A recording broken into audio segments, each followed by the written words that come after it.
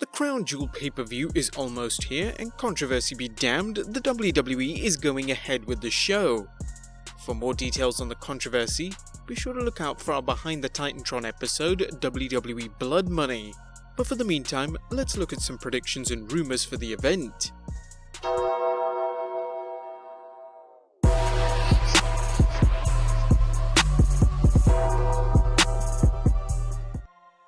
In some ways, Saudi Arabia events are like house shows, as what happens there rarely matters in the grand scheme of things.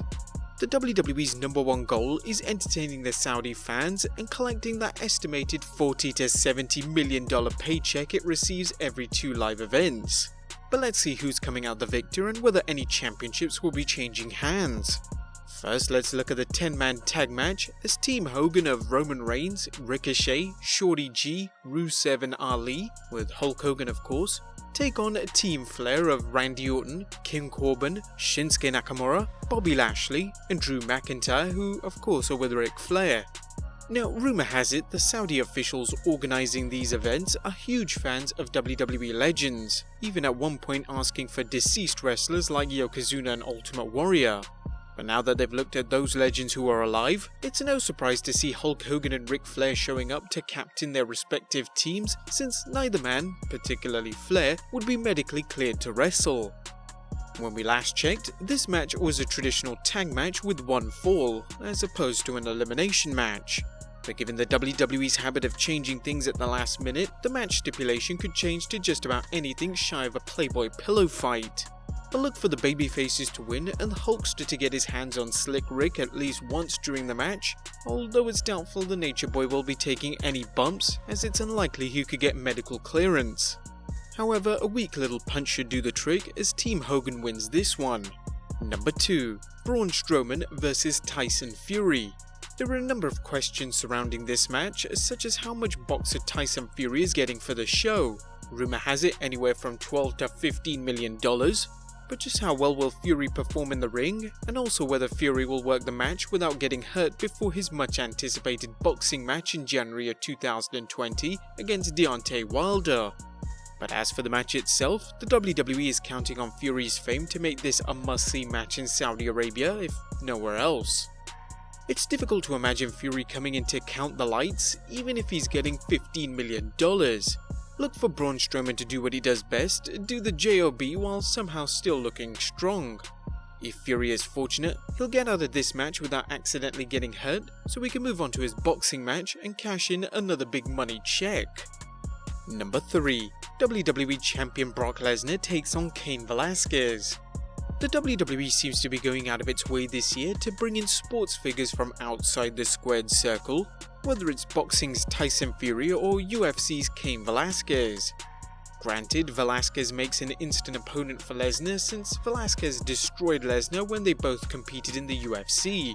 Add in the story of Lesnar beating up Cain's storyline godson Dominic Mysterio, and you have an instant feud. Velasquez has worked less than a handful of matches, so it's going to be up to Lesnar to carry him, a role we've never seen the Beast in before. It's also going to be up to the WWE to keep the title around Lesnar's waist without a screwy ending that has fans ready to riot. Look for Velasquez to win the match, but not the title, setting the stage for a big money rematch, perhaps at WrestleMania 36. But Cain Velasquez wins by disqualification or countout. Number 4. Mansoor vs Cesaro. Now we'll skip any more Mantar jokes and say that the WWE has been deviating from its normal policy of jobbing wrestlers in their hometown and instead pushing Mansoor to the moon, at least in his homeland of Saudi Arabia. Cesaro will now be able to add Saudi Arabia to the many nations where he's helped put rising WWE stars over, as the WWE continues making their Saudi fans happy with Mansoor winning. As for Cesaro fans, it's been obvious for years that the WWE doesn't care what they think. Number 5. A 9-tag team Turmoil match for the WWE World Cup to crown the best team in the world. The participants are the New Day, the Viking Raiders, the Lucha House Party, Heavy Machinery, Curt Hawkins and Zack Ryder, the Revival, the OC, Dolph Ziggler and Robert Roode, and the B-Team.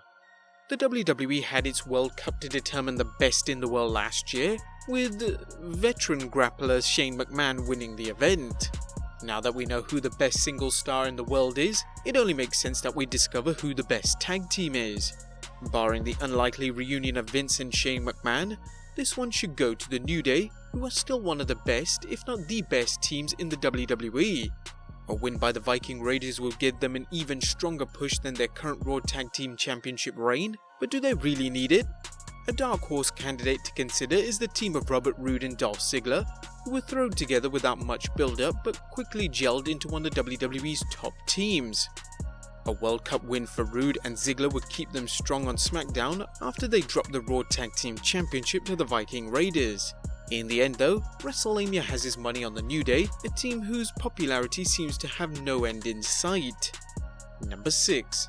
A Falls Count Anywhere match between WWE Champion Seth Rollins versus The Fiend. In its quest to continue push a main eventer, the fans are rapidly losing interest in at the expense of a superstar with apparently unlimited potential. Look for the WWE to book a convoluted ending to this match, with Seth Rollins somehow winning against The Fiend, despite being unable to put him away with 300 curb stomps at Hell in a Cell. Short of Rollins calling upon the power of Aladdin to win this match, there's no conceivable way for Rollins to pin The Fiend clean. However, the 28th October Raw seemed to lay the groundwork for a wonky way for Rollins to pin The Fiend, yet keep the heat on The Fiend.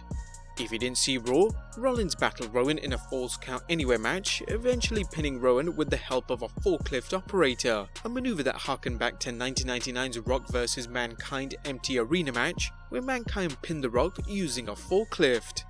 While WrestleMania hopes that WWE won't use the forklift finish again, we do envision something outside the box. Fans will have to wait until Crown Jewel to see whether it works, or whether it ends up like the finish to Rollins and The Fiend's Hell in a Cell bout. However, we see Seth Rollins retaining once again.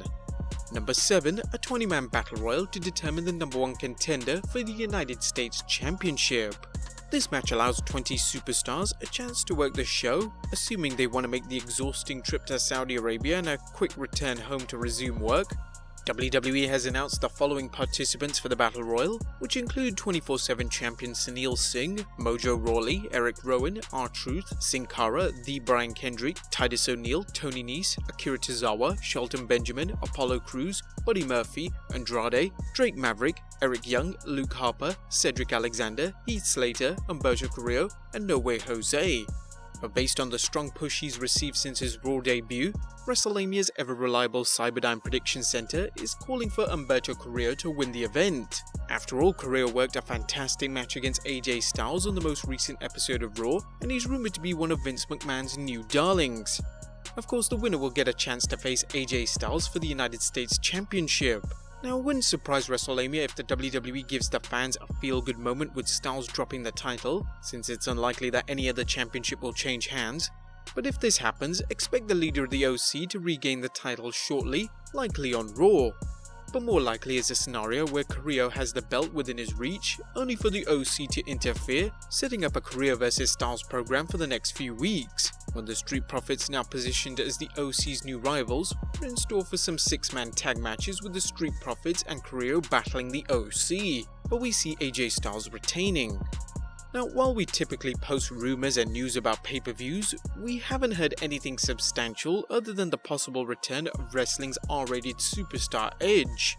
While we've heard many stories of Edge training for a return, right now said to be at WrestleMania, the WWE treats its shows in Saudi Arabia very special, looking to bring in as many big-name sports figures such as Tyson Fury and Cain Velasquez, as well as WWE legends like Hulk Hogan and Ric Flair. An appearance by Edge shouldn't be ruled out, but it's difficult to say whether he would compete or make an appearance like he did this year at SummerSlam, spearing Elias after the WWE's resident singer mocked Toronto. But there you have it guys, our predictions for Crown Jewel. Are you guys planning on watching the show? What are your predictions for the show? Let us know in the comments down below, subscribe if you haven't already, follow us on Instagram and Twitter, and I'll see you next time with some more wrestling content.